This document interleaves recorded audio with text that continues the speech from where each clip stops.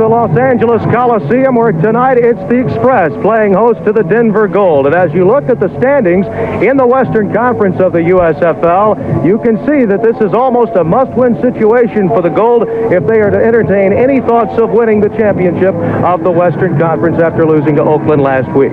Hello, everyone. This is Tim Brando, and I'm joined by Marv Levy. Now, you might recall Bill Johnson, whom we mentioned at the outset, only played a quarter last week in that loss to the Invaders. He's back and healthy, but that's not true where the Express is concerned with their star.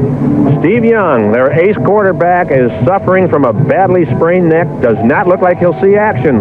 But Frank Sire is going to step in, and Tim, Frank has performed well when he's had the opportunities to lately, but there's a big load on him tonight. Now, when you start talking about the Denver defense, they were picked apart by Bobby Hebert. You got to believe if the LA Express can get started right, they may be in great shape offensively. Well, the big difference, of course, is pass protection. Oakland did a great job against Denver's great pass rush, but LA has not fared well protecting the passer.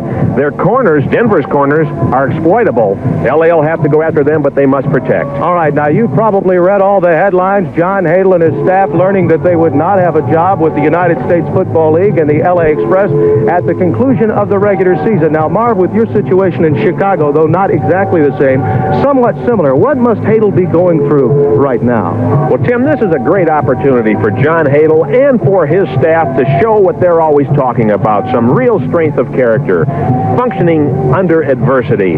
This could be a great win for them and a great effort they're going to have to bring forth from their club. Now, the USFL says there will be a franchise here in '86, though it may be in the San Fernando Valley. This could be the last game in the Memorial Coliseum for the Express. All right, there is Jim Asmus preparing to kick off.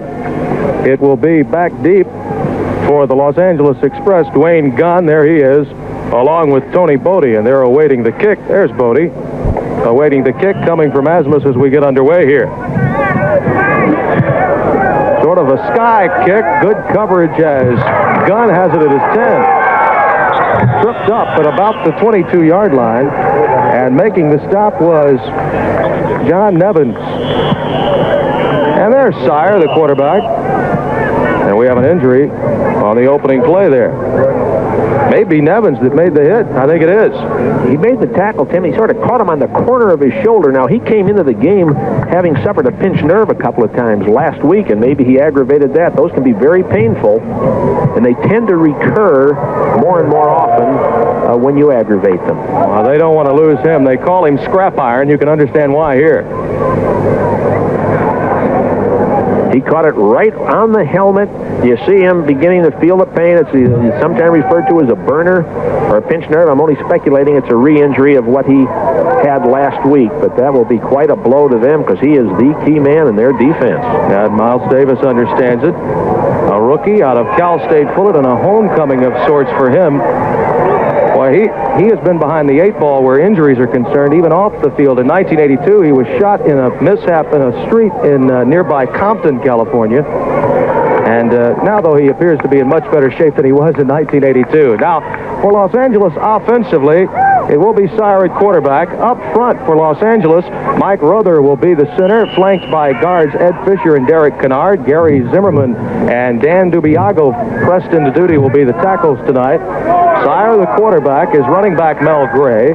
His wide receivers include JoJo Townsell, Dwayne Gunn. The H-back is David Herzer. And there is the end around coming to Gunn. Gunn has room to the 30. He's still on his feet and may go even more here.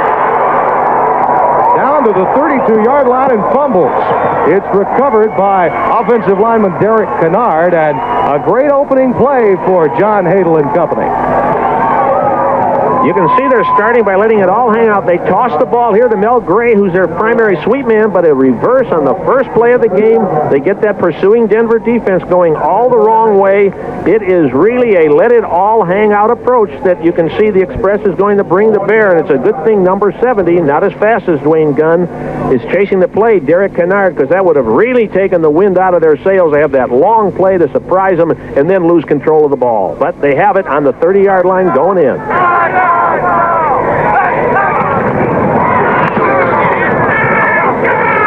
Well, they went to Gray, and he got nowhere. Nicholas made the stop. You know, this is a one-back offense, and it's tough to run a one-back offense with the smallish backs that the LA Express has. Fellas like Kevin Nelson, who's out of this game with an injury. Kirby Warren also plays there. He's 195. The biggest of them, and Mel Gray, at just 175. That's a far cry from that John Riggins type of back at Washington. And no one likes to hear about injuries when you're 3-11, but obviously this team has weathered a great storm where injuries are concerned all year long. Setbacks are split. Bodie in the game, and there he is going in motion. Pass for Townsell is incomplete at the 8-yard line. Lance Shields was there to provide coverage for the Gold, along with strong safety DARRYL Hemphill. And it will be a third down situation coming up for the Express. Denver double covered last time on Dwayne Gunn. They took an inside and outside with their safety and corner and invited him to go to the backs out of the backfield, figuring that they could maybe pick up 5, put him in a 3rd and 5, but it worked out even better than that. It's 3rd and about 10. The H-back, Hersey, moves into a slot left with Gunn and Townsell, the wide receivers. 3rd and 10. Plenty of time, it's batted down. And then nearly picked off. That was close to being picked off there. The ball was bad, and it didn't go very far downfield. We can get another look at it. Short drop, as you can see by Sirer. Just 5 steps. This is what they're going to do, and something they have to do. But hands are up there by a defender. I could not see his number on the play. It was Pat Ogren, number 79. And he got his hands away, and that sure saved them a lot. It brings in Tony Zendejas, who's been extremely effective this year. Boy, he has, to say the least. This one will be from 34 yards. Jeff Partridge will hold.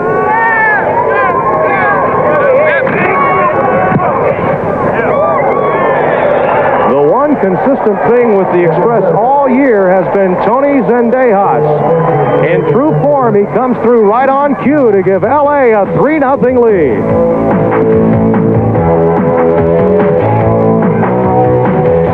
Another day at the office for John Hadel and his staff.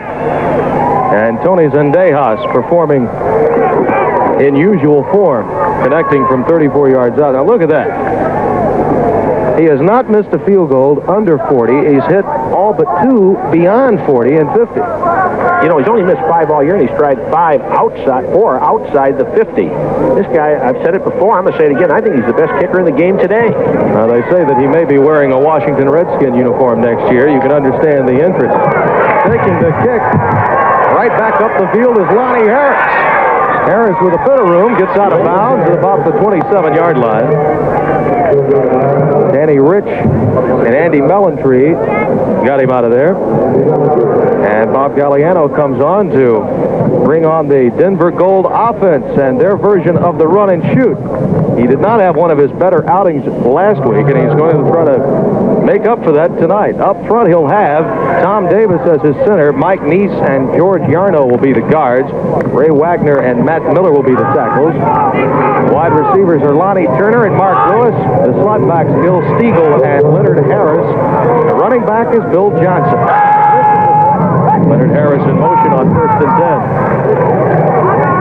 That's Harris. Speaking of short drop and quick throw, he has it up to about the 34-yard line. Howard Carson and David Howard combined for the stop for the Express.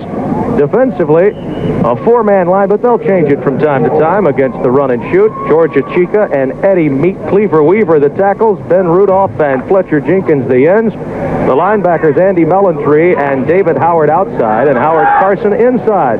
The cornerback will be John Warren along with Wyman Henderson. We'll set the safeties for you in a moment. 2nd down and 4. Gagliano in a bit of trouble. He got it off just in time while in the grasp of Big Ben Rudolph. Well, Gagliano took a lot of time getting it off, and Rudolph came on a delayed rush. Not a delayed rush, he was delayed at the line of scrimmage by the man blocking him, Ray Wagner. Here we see Gagliano sprinting to the right. He'd like to deliver the ball, but he can't because Eddie Meat Cleaver Weaver, number 61, is in his face, and then from the backside comes Ben Rudolph to spill him. All right, it's John Higgins along with Darryl Patillo defensively along with Dwight Drain as they go with the nickel backer and bring in 5 and 6 defensive backs against the run and shoot. 3rd down and 4. Nice coverage that time by John Warren, and the pass falls harmlessly, incomplete, and it will be punt time for the Goals. Well, the Express is overloading the sprint outside. They tried to come back away from it, but John Warren, getting his first start in quite some time, replacing Ed Scott over there at the right corner, did a very good job of coverage, forced the bad throw, or Gagliano would have had an interception. Asmus also handles the punting chores, and he's come on now. And there's Dwayne Gunn back deep. Now, he fumbled one last week that really hurt the Express in their loss against Jacksonville. They played a good game against the Bulls before 50,000 plus in Florida, only to come away with a defeat, 21-7. Too much time is going to be called to give Asmus more room. Number 9, offense.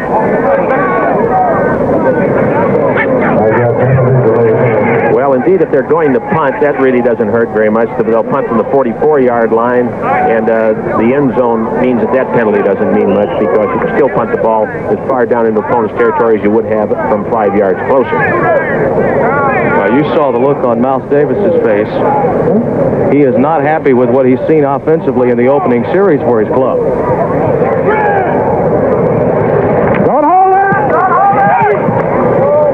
Angling for the Coffin corner. Gunn calls for the fair catch, and it goes right in the middle of the field, although he had been angling, and it will be a touchback. And that Memphis, New Jersey game should be something, and you can tell right there how meaningful it has to be for both clubs. Birmingham on top with a 10-4 record. They still have a difficult schedule in front of them, many road games. Just under 5 minutes to play. First quarter here from Los Angeles. The Express leading 3-0. Kirby Warren in the game. He gets nowhere. The linebackers Stan Blinka and John Nevins. Nevins has come back with fury. I tell you, they got good takeoff in the Los Angeles line. They moved the defense about 2 yards, and then Nevins hit him and drove everything back. Coming out of there now, however. Plus, it's a nickel situation. Well, actually, there was some premature movement by both, but who prompted who? False start. Offense. Well, somebody had a little twitch in there, and then the defense reacted strongly, which means that it's the penalty against the offense. Gary Zimmerman, the guilty party, we understand, the left tackle out of Oregon. That's a matchup that we'll have to watch tonight. Gary Zimmerman against Turner, Calvin Turner of the Denver Gold. 2nd down and 14.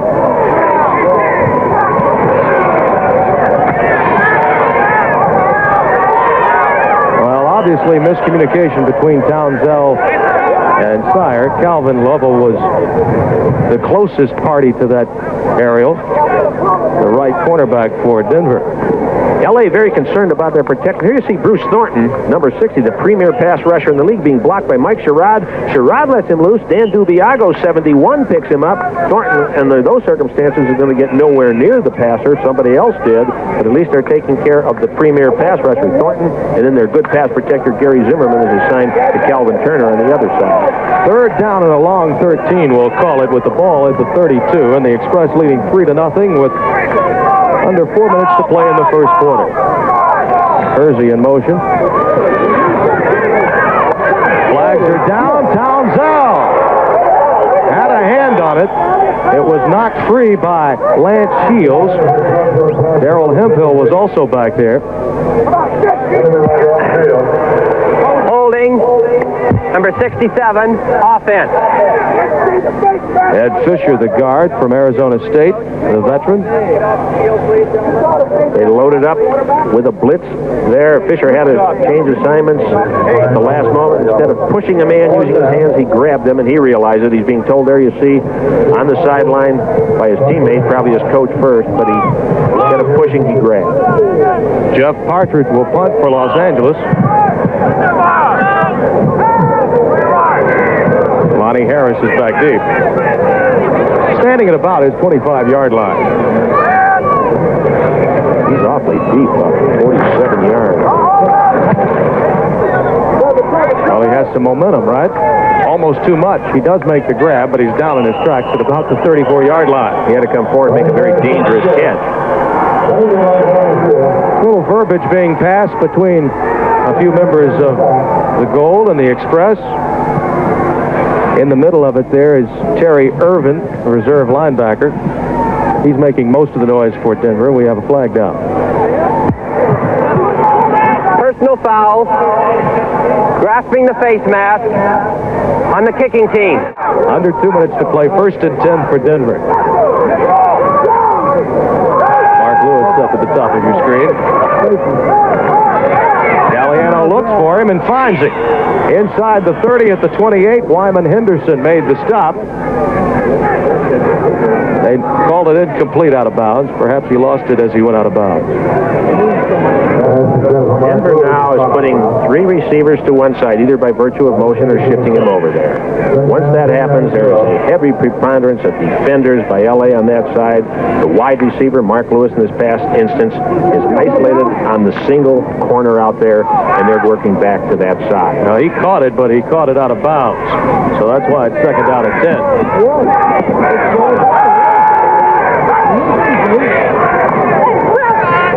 Stegall dances and prances to about 37. Howard again on the stop for the Express.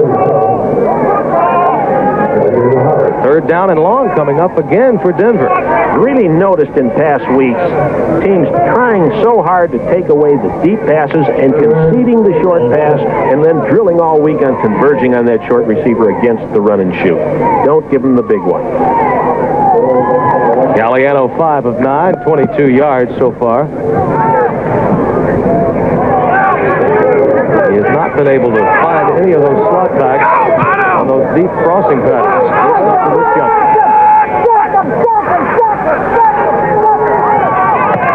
Taken in by Lonnie Turner.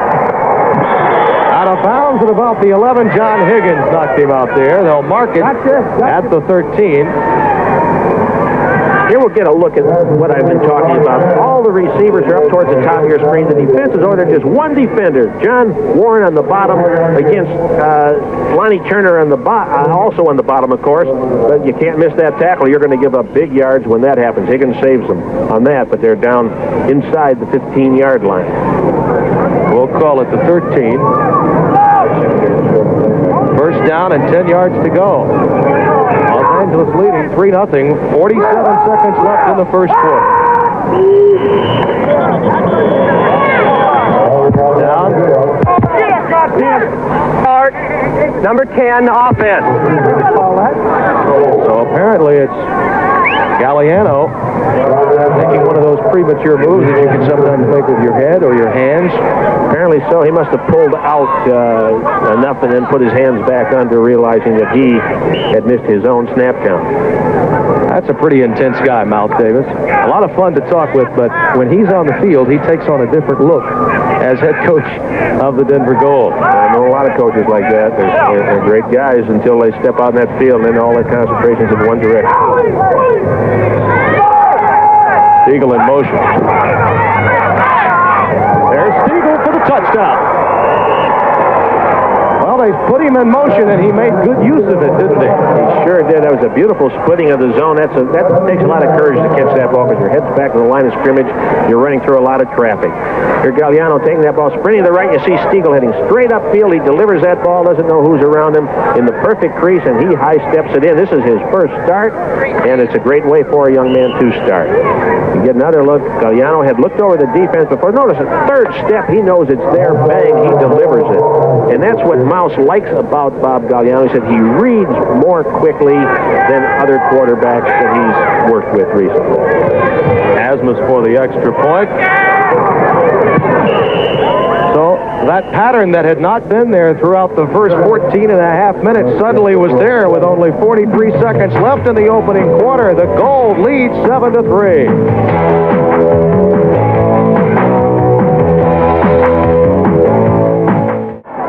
1st and goal at the 6-yard line. Los Angeles trailing now 7-3. has no room. He'll be stopped at the line of scrimmage. Trimble along with Stan Blinka in on the tackle for Denver. There's a look at Blinka out of Sam Houston State. That's in Huntsville, Texas, just outside Houston. The all-time leading tackler at Sam Houston State. They've really only run 2 running plays all night. The toss sweep to Mel Gray, or just a straight fullback, if that's what you want to call Mel Gray, over either tackle. That's it. 2 running plays and a variety of passes, mostly sprint out. Just over 11 minutes left in the half. Tim Brando and Marv Levy with you here on ESPN. Thursday night USFL action. We're happy you joined us. Sire to Hersey for the touchdown. A good drive, and you have to feel good for that guy, Frank Sire, along with Hersey. And it's now a 9-7 Express lead. Hersey came in motion across formation. The 2 wide receivers on that side broke inside. Hersey kept going to the flat. There was so much traffic, his man couldn't stay with him. Simple completion. Again, off the sprint action, we see Hersey 81 just coming into your picture there. He almost pulled away from the ball, and again, the tough part about this is the back blocking on all these sprint outs for Frank Sire is that 175-pound fullback, Mel Gray. Well, we mentioned that he'd had the time. He had been 2 of 9. Now suddenly his statistical data moving up, and so is his club.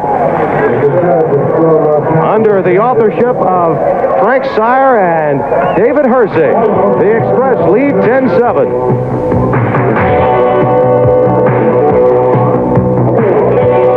First down and 10 for Denver at their 20-yard line. They trail 10-7. Johnson touches the ball, and he makes something happen. First down outside the 30 at the 33. Patillo made the stop, Darryl Patillo. And we haven't been calling Johnson's number much at all tonight. Well, here we see him coming out behind the man in motion, Stegall. Everybody falls off on that side, and Johnson, not great speed, but he picks up the first down, and again, they've got to use him. You know, there's a great tendency of pass-oriented coaches to forget the running game. He's got to have a remind me coach. He's got to have a coach who goes in and says, remind me, we got to run. Well, he needs your keys. Go down there and give him a key. You mentioned it at the outset. He's not going to listen to the guy in the booth, but I'll talk to you about a remind me coach in a minute. All right. Gagliano to Harris, and he's out of bounds at about the 38-yard line. Dwight Drain made certain that he got out of bounds. Now, remind me, coach. Well, you know, every coach has pet things he does and things he knows he should do, but doesn't do enough of. It gets in the course of the game, and he tends to forget 1 or 2 things. And honestly, I used to say, coach, every now and then, this game, you're my remind me coach. Remind me, we got to blitz more. Remind me, we got to run a fake field goal now and then. Keep them honest, and more coaches might prosper from doing it. You like to have assistants with great recall. We usually get a guy who's upset because I'm not using that certain element enough. Second down and 5 yards to go with the ball at the 38-yard line for Denver. Johnson, that's 5 and then some. Boy, he just took one guy and flattened him. He ran right over Patillo and Dwight Drain. Drain, the strong safety, was wiped out by Johnson, and he just hammered through for the first down. Great line takeoff, Johnson, the straight north-south guy. Once he's heading straight upfield against secondary men, he's going to win 98% of the time. I'll tell you, that remind me, coach ought to get himself a doggone game ball if this keeps up. 5 minutes and 26 seconds are left in the half. Tim Brando and Marv Levy with you on ESPN. Thursday night USFL action with the Los Angeles Express leading by a score of 10-7. Ray Wagner was injured during that last interlude on the Johnson run. He's checked out of the game. Greg Loper has come in for him. Gagliano has got it to Harris. He's out of bounds. Again, Dwight Drain over there. They're giving Drain a workout on Leonard Harris right now. Well, Drain has to go in motion when Harris goes in motion. He has him either man-to-man or he takes the short flat zone. So either way, he winds up there. But he's hustling and doing a very good job. They just don't want to let him have to cover Harris deep alone. And they haven't put him in that position yet. Second down and a yard to go. Here is where the run and shoot usually has some fun. Second and short with the ball in the opposition's side of the field. Single wing has fun, second and short. Everybody has second and short. It's a first down perhaps a bit short. It's Wyman Henderson making the stop. Stegall had room to pick up more yardage with his route, but for some reason did not extend himself far enough, and he is short of the first down. Gagliano put the ball far in front of Stegall. However, Stegall didn't keep circling upfield. I don't know what he's required to do, but it looked like he was circling upfield and sort of feathered down and stayed in one place, and Gagliano led him. It didn't mesh real well, and Henderson was able to come up quickly enough to deny him the first down. Third down and short now. Should be all business here. And what do? They put it in the air to Stegall. Inside the 35 to the 34. Again, they're picking on Dwight Drain. Well, passing on third and just inches, because they would have gone for it on fourth down, is my guess. It was so short they figured they might try to get a big gain on that play. Dwight Drain continues to get his work out there over in that right defensive flat, making the stop on Stegall's short gain, but first down. Stegall already has 7 catches in this game. So they have used him predominantly in those short patterns. Los Angeles not yielding to big play. Gagliano has posted some fine numbers to this point. First and 10. Intercepted. Wyman Henderson. Henderson has it up beyond the 30-yard line. There is another facet of the type of defense Los Angeles is playing. They say, you'll get impatient throwing those short ones. You'll just get impatient. Here Gagliano comes out, and lo and behold, he does try and put it deep downfield. Tries to throw it over one linebacker. He's in the way. It's picked off. It was David Howard, and picked off now by Wyman Henderson for a good gain, and that thwarts the drive. And there's the short drop and the quick pass. Intended for Haynes at about the 15. Right there with him, Lance Shields. That is the identical type of thing Oakland did to him last week. Gordon Banks making the catch. Hebert laid the ball a little bit further out in front than Sire did on that particular play. Haynes had separation from Shields, and on a perfectly thrown pass, it's not easy to throw, would have had a completion. Now, Sire discussing the issue a bit with his receiver, saying, okay, I owe you one, maybe. Ralph Davis talking with some of the officials. We have a marker down. There's some discussion right now on perhaps where the ball should be placed. I thought I'd seen a marker, but perhaps not. Second down and 10 is what they're calling it now.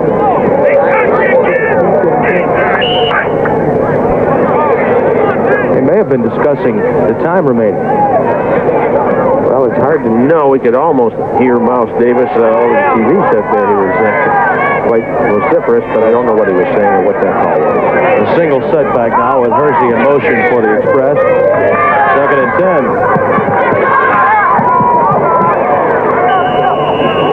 10. Gray got it, and McKibben wrapped him up. The right linebacker, and he's hobbling just a bit. Sire had a lot of time to throw on this. His protection was good, but he finally ran out of time. Finally, he only gets so much. Delivers the ball at short. McKibben has very good coverage, a good wrap-up tackle. Sire again dropping back. He doesn't stay there long. He delivers on pretty good time, but it's not a very effective game. 1 minute, 24 seconds left. A key play here at the end of the first half. Third down, and about 8 yards to go. Sire gets away from some trouble and then throws into double coverage, and it may have been picked off. I think it was. Hemphill got it. Darryl Hemphill picked it off, and that time Sire made a poor decision, throwing into double coverage under duress. Well, again, here's the sprint out and throw back to the inside, and it's pretty hard to see who's coming, who's there, but you're pulling the defense right into the ball when you do that, and we see Hemphill pick it off, and if he didn't trip over his own man, he might have been off for a long game.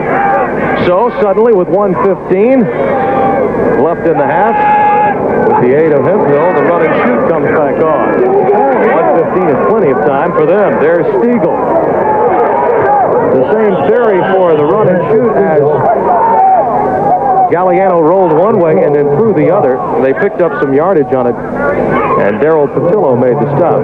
The difference there, of course, is he rolled to his left, but didn't throw the ball on the overcrowded left side where the defense was being pulled. He threw it back where the defense was pretty much denuded. Second down and 4. Stegall again. He is really padding his statistics tonight, and receptions. Howard Carson made the stop. This is number 9 for him on the night. Except for the touchdown, most of them have been short, but those slots catch a lot of balls. Last week they caught 14. The wide receivers only caught 4. And Denver continues to have trouble hitting their wide receivers in their offense. People won't give them the wide receivers. All right, a timeout call there. You see 9 receptions, 51 yards, and the touchdown was a 17-yarder. So the bulk of those yards came on the touchdown, that little look-in pattern while in motion for Stegall in the latter portion of the first quarter. That's right. Otherwise, it was 8 for 33. That's close enough, I guess. There's the series record. Denver leading it 3 games to 2, and the last meeting was all Denver gold. 51-0 was the final. The largest shutout win in the entire history of the United States Football League. But no, 8 sacks in that game. I don't know. I can't recall one tonight. It's held up. There might be one. I just don't recall. 39 seconds left in the half. 3rd down and a yard for Denver. Johnson. First down all the way to the Los Angeles 40-yard line. Now, Denver has used one of its timeouts. They've just called another. Alonda Smith and David Howard made the stop. The runaway freight train from Denver got loose in the secondary for Los Angeles, and he picked up a healthy chunk of yardage. Well, they really have not used Johnson the way you had figured at the outset. No, they're using him a little more recently now. Their previous series, and then again now. Los Angeles has kept the ball pretty well. Johnson only 4 carries with a great average when he's carried. That tells me that Bill Johnson perhaps needs to touch the ball a bit more in the second half. Yes, he carried 4 times. I'd say a good night for them is if he carries the ball about 18 and they're doing well enough so they get yard in, he carries another 7. Their running backs have had 25 carries, and maybe sprinkle another 5 in between their quarterback and the slot back getting a ball once or twice. 30 carries for the night total, most of them by Johnson. Bob Gagliano at the controls. And Gagliano is a guy you know a great deal about during his stint in the National Football League with the Kansas City Chiefs. He played under you. We had drafted Bob. He was our number 3 quarterback, but had developed very well during 3 years. We were probably going to trade our number 2 fellow and let him move into that spot. We liked him. First down from the Los Angeles 40. Gagliano loads his gun, and Stegall had an opportunity, but it was taken away by John Warren along with Alonda Smith. Johnson rather than Stegall, the intended receiver. Well, here we get a look at Los Angeles secondary. You see 3 deep. In fact, the deep middle safety is almost out of your picture. He's in there now. 4 short zones. They're trying to split the zone. Now you got to converge, fellas.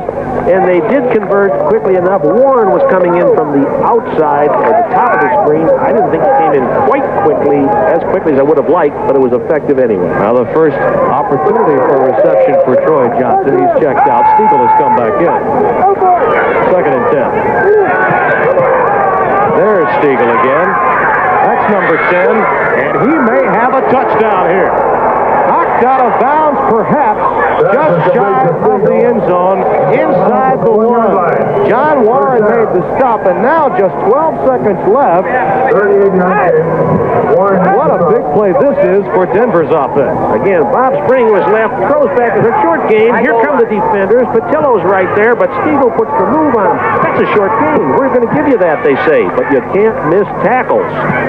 Warren knocks him down. I think he got in, by the way. But they're only a yard away, 12 seconds to go.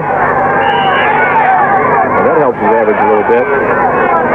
When you play that philosophy, you can't miss tackles. No question about that. And one man might, but the rest of you have to be converging fast enough.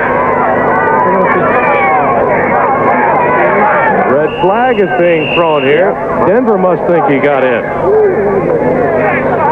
They'll lose their last time out on this. That's right. They don't get it, but I think he's got a legitimate... All right, here, let's take a look. Let's judge for ourselves here. Here's Stegall coming down. He's hit. Now, if he hits the pylon before any of his body hits the rest of the white stripe short of the goal line, it is a touchdown. It's obscured there, though. You can't tell if his foot did hit the sideline or not. For certainty, it doesn't look like it did, but you can't tell certainly, and an official isn't supposed to change it. He can tell certainly. Mouse Davis looks as if he might have come up with a win here. Mouse got great eyes. You can see that from across the field. But I'm sure his coach in the press box said Mouse looked fantastic. Let's take one more look now. Well, again, Stegall well inbounds here, about 2-3 yards inbounds. He's hit. Can't tell if his foot hits that sideline or not before his shoulder hits the red pylon, or if his knee hit the sideline before it hit the pylon. But if it didn't, it's a touchdown. Well, they're discussing the issue right now. And it's apparent that this conversation may last for some time. From that replay picture, I couldn't call it. Therefore, in accordance with the officials' reading, I'd have to say the play stands as called. And they are going to let it stand or not. I don't have a mic. Mouse Davis is frustrated now, so it must be going to stand as we had originally anticipated. So, Marv, you were right. Well, you know, the funny thing is, if I were to guess from what I was able to see, I'd say he made a touchdown. However, it would be a guess. It wouldn't be a certainty. The league rule says there has to be no question about it that it should be changed in order to change it. Well, you'd think Johnson would get it here, wouldn't you? He does. And he scores. Touchdown, Denver. So all of that doesn't matter. Not now. I tell you, that was a tough play. He gave himself, here's a replay. Let's get a look. Phil Johnson is as good a back as you can have carrying that ball. No question about that one, of course. Just takes a nod. This is their trap play normally when he nod steps like that. We see the left guard pulling. He gets some good clearance along the line of scrimmage and he gets in. But the chance they took there was, that was a one-play shot. They could have thrown incomplete. Still had the chance to run that play with 6 seconds left on the clock. Nevertheless, he did the right thing. He scored. That's what counts. Been an entertaining first half, and it ends with a near punctuation mark by the run-and-shoot offense, though there are still 8 seconds left to be played in the half. Mouse Davis rolled the dice and came up with a winner, and it's a 14-10 Denver lead. Mouse Davis feels a lot better now. Well, he does. Both Denver touchdowns, though, Tim, came as the result, in my opinion, of some poor tackling out on the field, which let them get close enough to cash in on the score. Still in all, the Express must feel good about their situation. They're very much in the hunt here. Gunn off the pitch, gets it out to about the 35-yard line. And it will be 1st and 10 for the Express, though that's not very significant. With only 2 seconds left, they'll have time for one play, and that will be it. John Hadel's got to be saying to himself, though, gee whiz, I'm 3-11, and with 2 seconds left, suddenly I'm down by 4 when all the momentum was with my club for much of this first half. When you're struggling like his team has struggled, you've had the injuries you've had, and things have gone against you, you just sit there and you say, oh gosh, here it's going to happen again. You strain so hard to stay on top, and then just don't let the roof fall in on you. You think Denver's playing them for the deep pass? They've got a safety man who is 45 yards deep.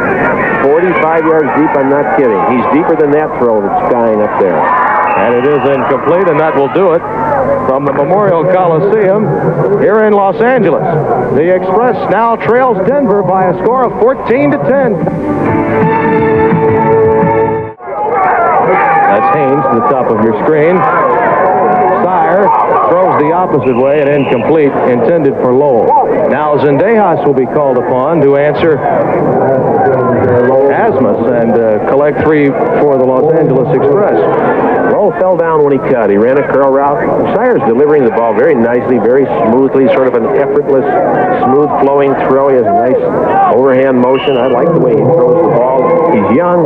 He'll get a lot better. It's a tough field goal, 45 yards into the breeze. 9 of 11 from this distance, between 40 and 49 yards on the year for Zendejas.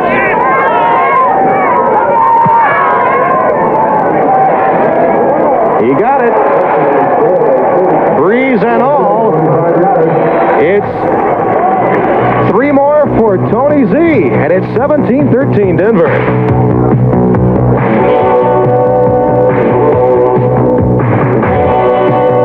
Little Tony Frisch theatrics there at the end, letting everyone know, hey, I got it. He'll be in the restaurant business when he gets out of football. Lonnie Harris takes it in his end zone. He breaks it to the outside. Markers are down, and he's down at the 32-yard line. Among others, in on the stop, Gary Lowell. It was Coach Don Freeze, the receivers coach over there, also that got cleaned out on. He was a little disturbed about it. That's the second game in a row that I've worked on ESPN where a coach has been nailed. John Jenkins got it.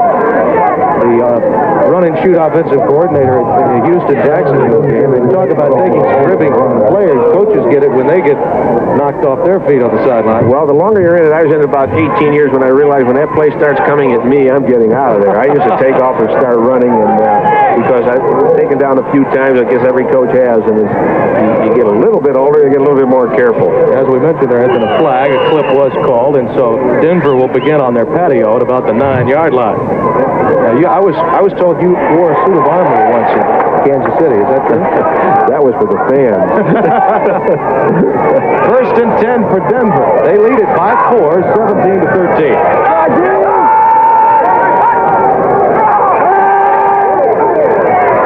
Gerhardt's got it, and he has a first down beyond the 20 to the 22. Howard Carson made the tackle. It's the screen pass.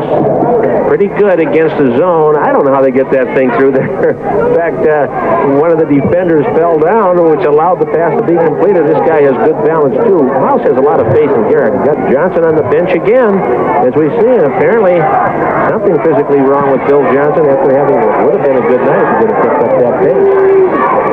Well, remember now, he only played a quarter against Oakland, so maybe a recurring injury from the original one a few weeks back. That's Stegall out of bounds at about the 25. They felt confident that he'd be healthy in this game.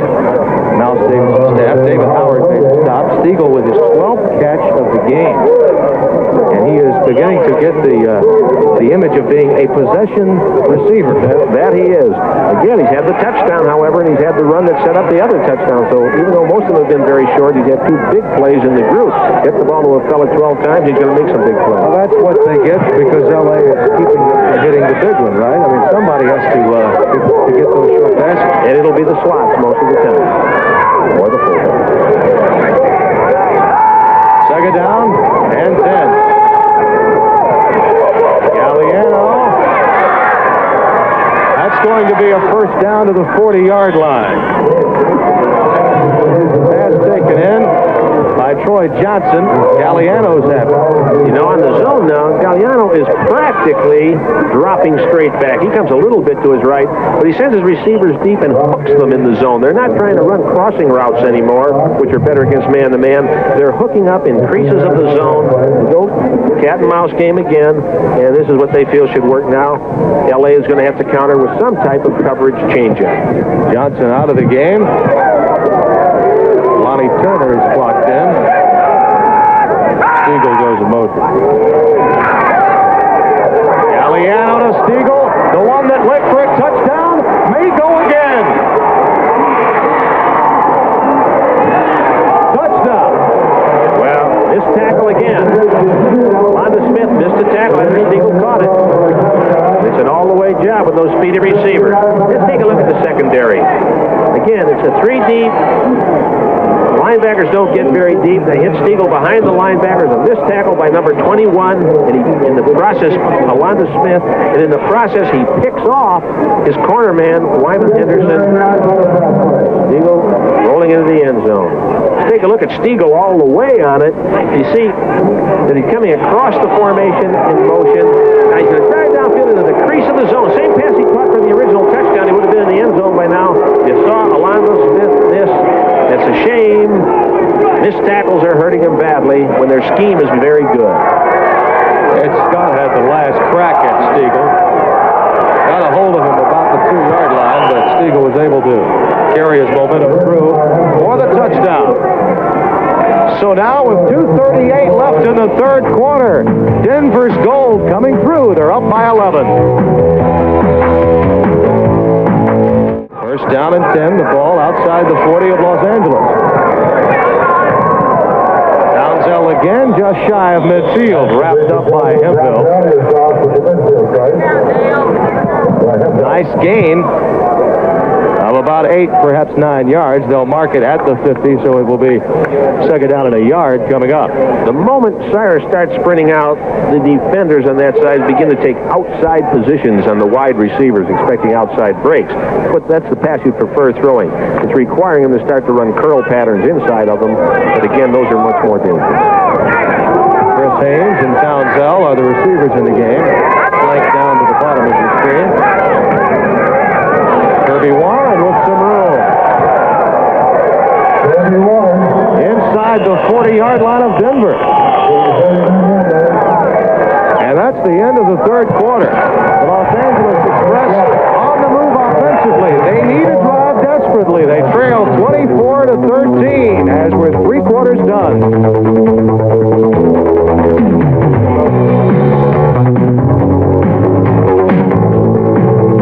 Tighten up the game a bit. They trail 24-13 as we open play here in the fourth quarter. They're at the Denver 39.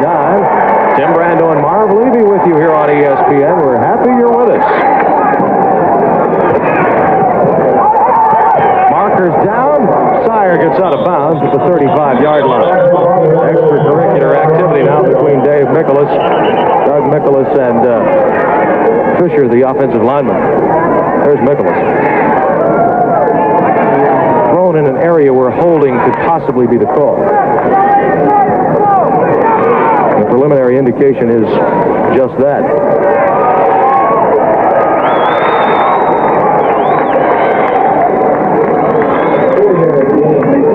Sometimes our microphone has worked and sometimes it hasn't. Holding. Number 57 offense. Personal foul. Defense. Personal foul. Offense. Replay. Somebody was telling me he couldn't replay something, one of the players. Can't replay 3 fouls, he started to say. That's right. 1 on my team and 2 on the other, so we get at least a few yards. Well, the fight that took place before the ball was dead negated the holding. That's right, and Mikolas got caught. Forgive me, Cal Lepore, if I got that wrong, but that's the way I say it. My director of officials. So it's still first down. At the 39-yard line of Denver. Sire for Haynes. The fans that are here want a pass interference call against Calvin Lovell. They won't get it. Haynes, the intended receiver. Here we see Lovell and Haynes batting, but I think Lovell interferes with him, no question. And now he's looking at the official, getting ready to say, I didn't do it, but he never did get the flag. I thought he interfered. Maybe they didn't rule it because it was an uncatchable ball. He had that whodunit look on his face, didn't he? Yeah, it wasn't me. It might have been someone else. That's right. At the end of 3 quarters, statistics told you it's still pretty even. Denver got about a 100-yard lead now in passing yardage as Stegall is on the roll. One of the things that I noticed there where rushing yardage is concerned is the lack of Bill Johnson in the Denver offense has certainly aided Los Angeles in hanging in here. Well, it has, but they're winning without him because of the night they have with Stegall. Unusual. Second down and 10. Haynes has it inside the 30 at about the 27-yard line. Delaney made the stop. You know, Tim, we haven't seen Dwayne Gunn at all this half. He dropped a few in the first half. We've seen Chris Haynes play for him. We've seen Gary Lowell play for him. I know John was a little upset, John Hadel, that Gunn had fumbled a key punt a week ago, and then when he dropped the 2 passes earlier, Haynes and Lowell have had their chance for playing well. Sire, you see they're having a pretty good night, and they have afforded him the opportunity to throw by the sprint out action and the quick patterns that are being run by his receiver. Yes, they have. This is a second week in a row, I think, that Denver has gone, at least thus far in this game, without a sack. First down and 10 at the 27. Fire for Townsell, incomplete. Give Lovell credit. He has been tested truly in this game a lot of times in one-on-one situations, and that time he gets the A+. Well, here's Townsell coming down, making a slight inside fake on his break, planting. He's being double covered. Hemphill 25 on the inside. Lovell, who should have the outside on him, makes a good effort for the ball. Both men driving the ball. This will be a 39-yard kick.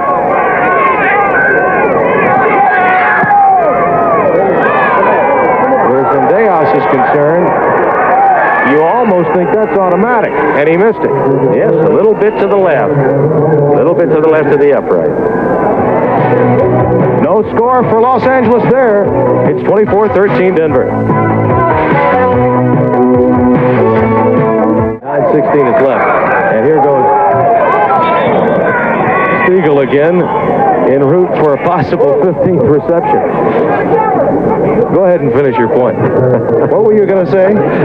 It wasn't as important as the time that was left on that clock right now for Stegall, who's getting tired, and for those 4 defensive backs who are getting tired.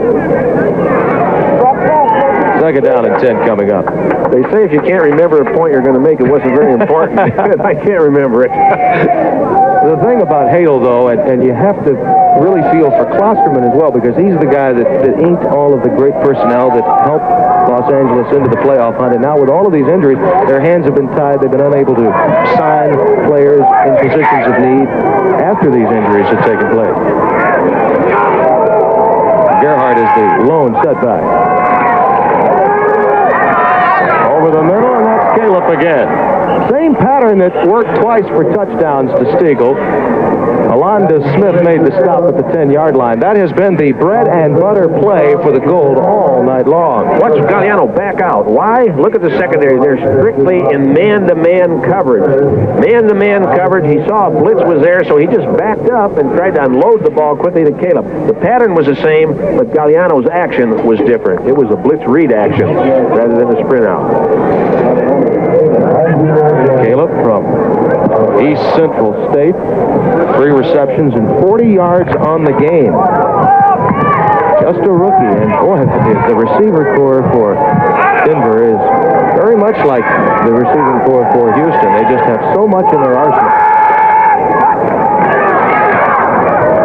Gerhardt, without a lot of room, makes good use of the terrain in front of him. Squeezes into the 6 before Danny Rich makes the stop. Denver going in for what should be a clinching touchdown if they score. So LA has to really get it up here. They're on the 6-yard line. If you stop here, your chances for winning still remain alive. Slim, yes, but alive. It's tough. They've got everything going against them. Again, playing with those 4 defensive backs against the run and shoot is almost impossible.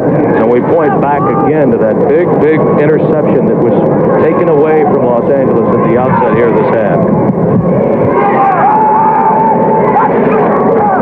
Second down. Gagliano, incomplete. Stegall got a hand on it. Also in the area, Lonnie Turner. Actually, both of them were in a position to possibly come up with the grab. David Howard and Alonda Smith on the coverage. Let's see if this replay shows what I think I saw. I thought Ed Scott had a chance to pick this one off. Gagliano having all kinds of time. Here we see the ball up. There's, well, no, Scott, the ball was deflected away from Scott. David Howard got a hand on it. Several people had hands in the way. It would have been a very difficult reception there, almost impossible. Here's Gil Stegall. Beautiful, quick move. He collides with Alonda Smith. They both keep their balance on it. Both of them are too small to knock anybody down, I guess. Gotta have good reflexes. Third down now. Gerhardt to about the 4. Now, Miles Davis obviously thinking field goal perhaps here. Fletcher Jenkins made the stop along with Clay Rule. Well, the touchdown doesn't put the game away. It gives him some comfort. It would give him a 14-point lead. I mean, a field goal doesn't put the game away. I'm sorry. The touchdown, I think, would have clinched the game. 14-point lead leaves him pretty comfortable with 7:43 to go or 7:01 to go. Nevertheless, it's not the same as a touchdown now. So give some credit to Los Angeles for hanging in there when times were getting bad for them. Absolutely. Now, where's there somebody? We got somebody here who's going to block a kick. That's what the coach is saying. You can turn the game around now, son, if you go in there and block a kick. Number 10, offense. They may be giving Asmus just a bit more room here. Well, they were right down there in the 3-yard line where the PAT would have taken place. I think they spent too much time making up their mind whether they wanted to go for the field goal or use the 4th down. Now the question must be asked, would you take this if you're Los Angeles? Yes, I would take it. All right. From the 3-yard line, it is a slightly easier kick. You diminish the likelihood of a fake field goal a little bit more. And it will give now Asmus an opportunity for a 26-yard kick. Again, Gagliano will hold.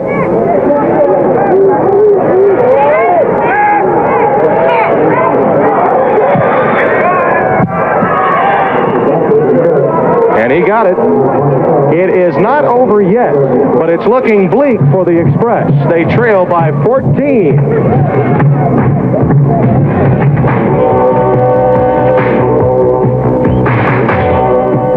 We should mention that the Los Angeles Express and the coaching staff and management alike all this week have been amidst a lot of controversy concerning their futures. And the future of the Los Angeles Express in '86 will be in San Fernando, in the San Fernando Valley at Pierce College. Gerhardt gets it. Well, down to about the 36-yard line. There appears, Tim, to be a lot of enthusiasm in the San Fernando Valley for the Express's move out there. Have a professional football team there, and it seems to be a wise move. We've got the 2-minute warning now. Here's the reason why the San Fernando Valley is the new home of the Los Angeles Express. Attendance below 4,000. And people wonder about the San Fernando Valley. They need to obviously come up with a field and a facility worthy of USFL standards. But that city in itself, or that area, the San Fernando Valley, if you take all the cities, Van Nuys, Sepulveda, Burbank, and many, many others, Toluca Lake, would cumulatively make the 7th largest city in America. So they certainly have the population to support a professional football franchise. Plus, no professional teams out there and a hunger for them. 2nd down and 8. Gerhardt gets it and is down to about the 31-yard line. Markers are flying. Well, the game which earlier appeared to be a cliffhanger has sort of become a cliff dweller right now here, Tim. But and the markers always slow it up. It should.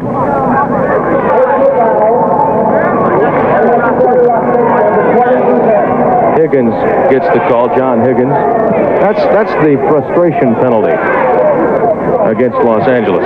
Well, it's a young man, John Higgins here, who doesn't want to lose. He's going to fight it right to the wire, and maybe he comes in late after the tackle's been made, still trying to assert himself and compete.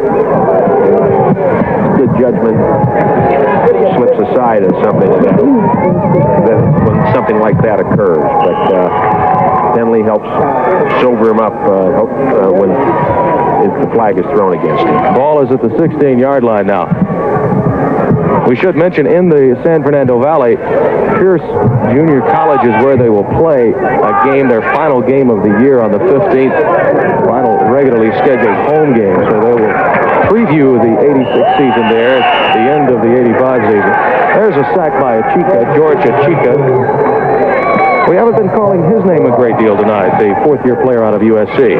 Denver line has done a good job. There's a mistake. That was supposed to be a trap play. It's going to go in the books as a sack, but I saw the right guard, Mike Neese, pull the trap, and the pivot by Gagliano was the same pivot they used to run the trap over the left side. Gerhardt was supposed to nod and hit back over the left side. He didn't. Gagliano was left with the ball. Said, "Holy cow, here comes a Chica." Why couldn't it be Zendejas coming to tackle me instead?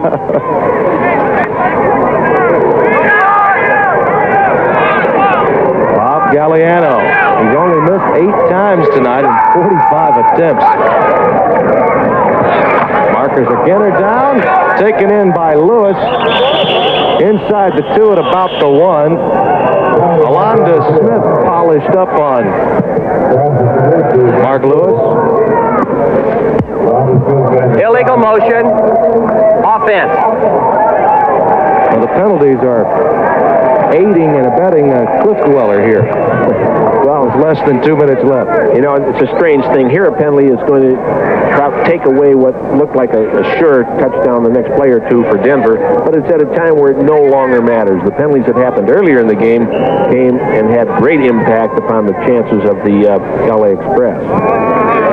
Mouse Davis, who keeps this game in perspective. He's a very hard worker and puts a lot of pressure on himself, but yet has that easy temperament away from the game that makes him a joy to be around, and the players love playing for him. He loves to talk about the run and shoot.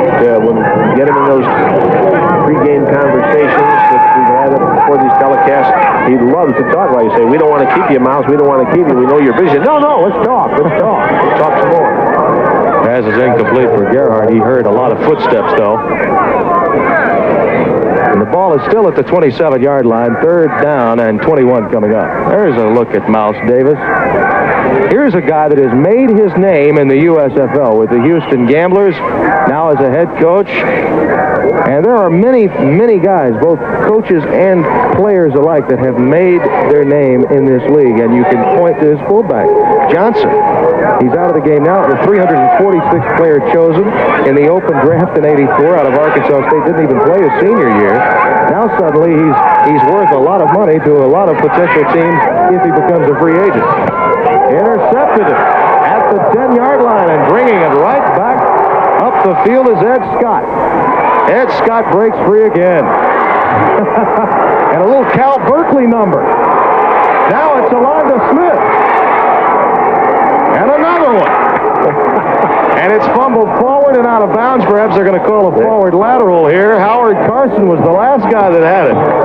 Now that's entertainment in Hollywood. Well, it was an exciting play. Ed Scott. Did he have to cut back? I guess so. Illegal forward pass.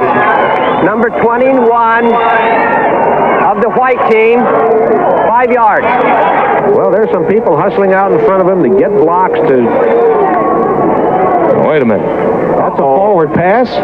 No, right there. Right there is the illegal forward pass. All right, well, when he went down, when Howard Carson went down, he just flipped the ball forward. Well, it was Alonda Smith's number that had been called, and he obviously pitched it back, not forward. At any rate, it happened, and it was a heck of a lot of fun to watch. It's still Denver on top by a couple of touchdowns. At the 35-yard line of Denver, Los Angeles has it with 35 seconds left. Sire for Haynes. Touchdown. It ain't over yet. One down and one to go, says Marv Levy. The Los Angeles Express with a never-say-die attitude and a great throw from Frank Sire here.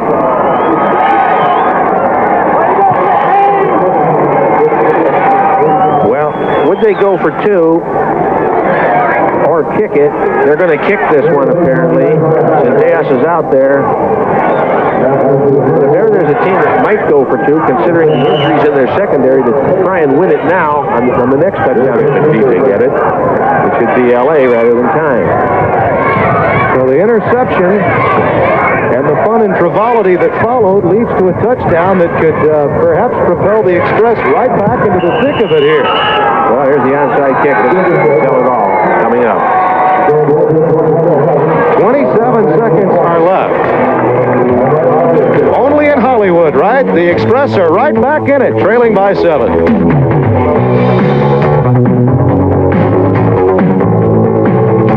Considering that Denver wins this game, and it appears now that they've got it all but sewn up, they will be 10-5. Oakland 10-3-1, a game and a half up on the Gold. Houston, of course, playing this weekend 9-5, would need to win to remain tied with Denver. Now, Houston is percentage points ahead of Denver because of their past meeting at the Astrodome, and they'll again have their rematch very soon. Gagliano sits on it again. And it appears now the Express content to let the clock run out, and that will do it. To the credit of the Express, with all its problems, they were able to make it interesting and a bit entertaining in the latter part of this game. Our final score, though, from the L.A. Coliseum, the Denver Gold 27, Los Angeles 20.